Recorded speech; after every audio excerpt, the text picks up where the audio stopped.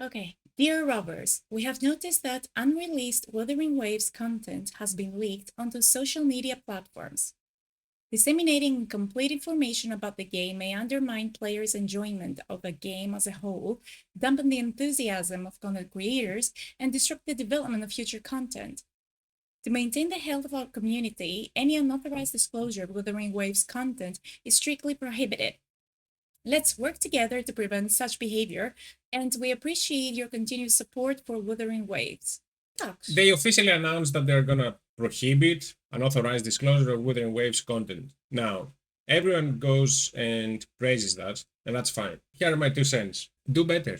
If you want actually to prohibit the dissemination of WutheringWaves content that comes from beta, which we all call leaks, do better. Meaning that get people actually that do care about the game in those betas watermark or have something you can identify them, so it makes it easier for you to prohibit that release of the content or the leaks, and produce more marketing material, more drip marketing, so you can keep the audience, the player base excited. The game on its own can't do much. And you can see that from the numbers on Twitch. You can see that on how many hours you spend daily playing with WutheringWaves, which from my experience is not a lot. You don't have a lot of things to do in the game to stay and play the game for hours and feel that level of engagement. Leaks, the same happened with Genshin, leaks are there to keep you excited about the future content.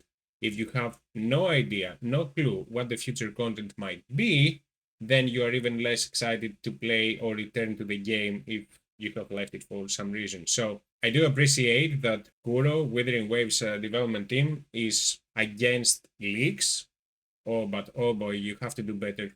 Because it's the same thing that what Genshin did back in the day when Raiden Shogun was released. You still have, if it's a marketing plan, like we are against leaks, but at the same time we're gonna leak everything and make it everything everywhere available in different databases that extract the information, videos on YouTube, videos on TikTok, etc. Then, if it's a marketing play, this statement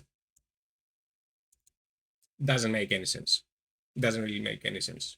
Now, if we actually do take action and go against YouTube channels, TikTok channels that cover leaks and cover kits of the characters, and that's what could ruin the player experience as a whole and destroy or undermine the player's enjoyment. I hear that, but they don't specify as well what content exactly undermines the player's enjoyment. So me discussing about Shorekeeper, what Shorekeeper is capable of doing based on the current versions of the beta that we have access to as information based on the different databases that have scraped the information from the beta version that they have access to or whatever.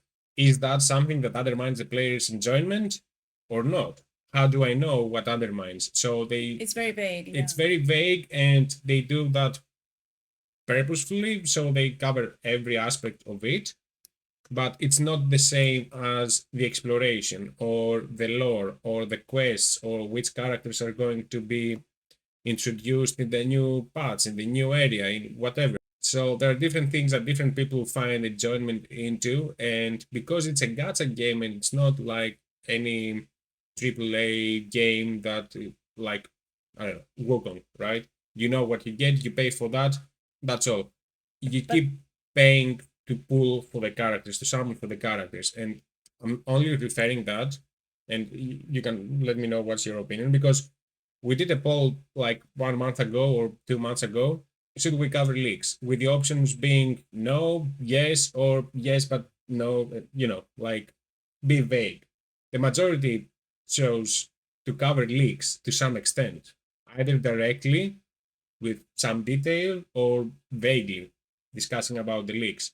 And that's a poll for a small channel we have on YouTube with 1,500 people voting on that.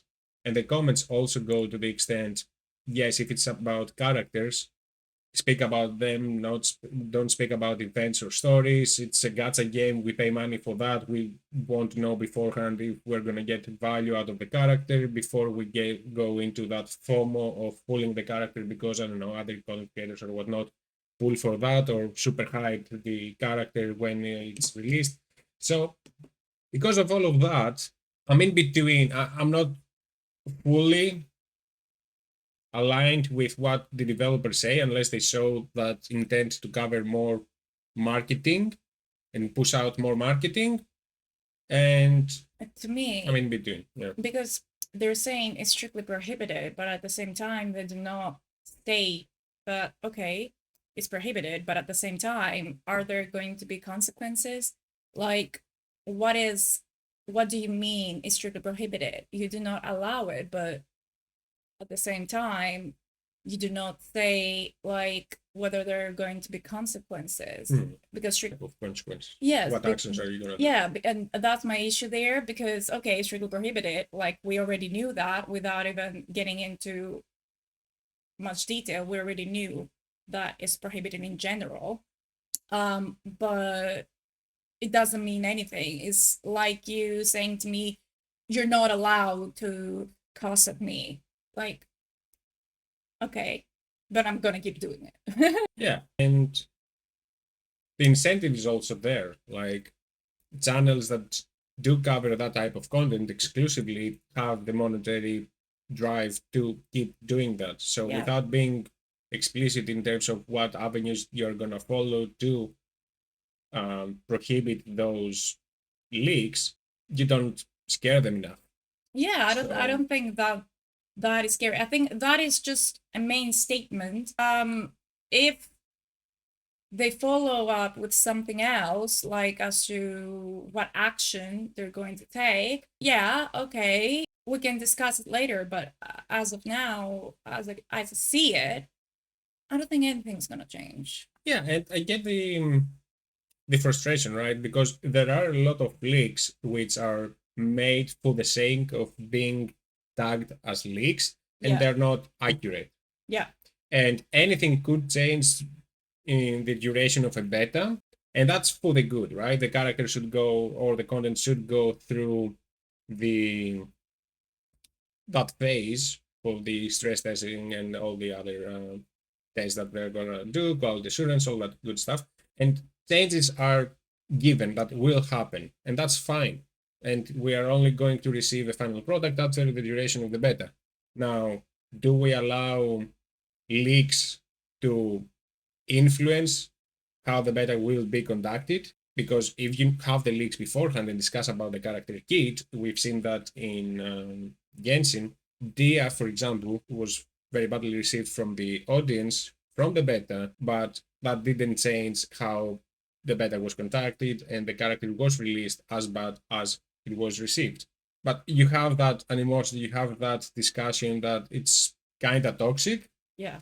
And fake leaks in terms of, I don't know, saying something will happen, tag it as a leak, and then have the audience of that message to, I don't know, filter through if it's a good leaker or not, credible or not. It's not something that is healthy on its own. Yeah. I like the fact that they're taking action. They're at least announced that they're gonna take some action, but at the same time, they have to do more to maintain the interest of the player base. Yeah. True. One image of the storekeeper as a drip marketing for 1.3, it's not enough. Give us some clips beforehand, give us some, I don't know, anything. We're so thirsty for content for WutheringWaves that anything would do. And that's exactly what leaks accomplish. And if you're gonna lose or try to hunt down the leakers, you still need to address that issue, that demand of footage, of content about the new content, what's going to be released. I know they have a roadmap, they have some schedule, they have prepared some assets. Disseminate those, release them, give us something so we can discuss about the characters, the new content, be in a position that we can actually create content, because we don't have a lot of alternatives. We don't have a lot of things that we can discuss about the game. It's not a complex game, a lot of the content comes through either the action, gameplay, or the combat on itself.